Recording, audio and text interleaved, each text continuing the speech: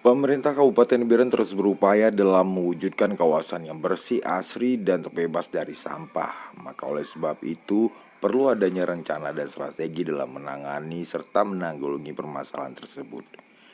Hal itu disampaikan Bupati Biren Dr. Haji Mujakaragani SAMSI saat menyerahkan secara simbolis becak motor roda 3 sekaligus mendeklarasikan Biren Gleh berlangsung di Meligo Bupati Biren Rabu 8 Juli 2020. Hari ini kita bagi kendaraan becak sampah ini 20 unit ya.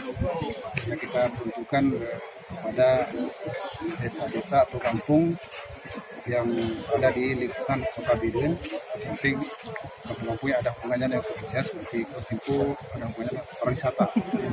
Karena menciptakan kebersihan Kosimpo, saya kasih dan juga di beberapa daerah untuk sebagai sampel bagi kita menciptakan daya ataupun pesantren yang bersih, asli dan tidak seragam.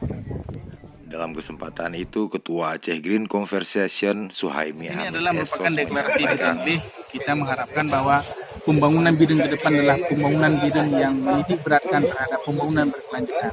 Nah, pembangunan berkelanjutan itu adalah harus kita mulai dari bagaimana pengolahan sampah yang baik. Ini merupakan satu gerakan. Ya, kita harapkan bahwa ini gerakan masyarakat, gerakan bersama.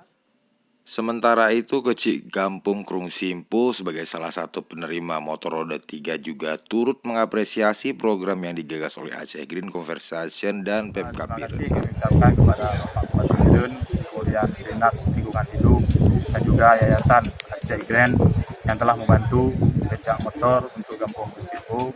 Dalam hal ini tujuannya adalah yaitu penanganan sampah integrasi, terutama yaitu di wilayah tempat wisata yang ada di Kucingpo.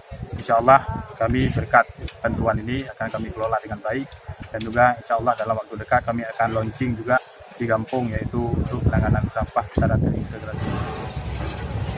Demikian Teguh Duta melaporkan.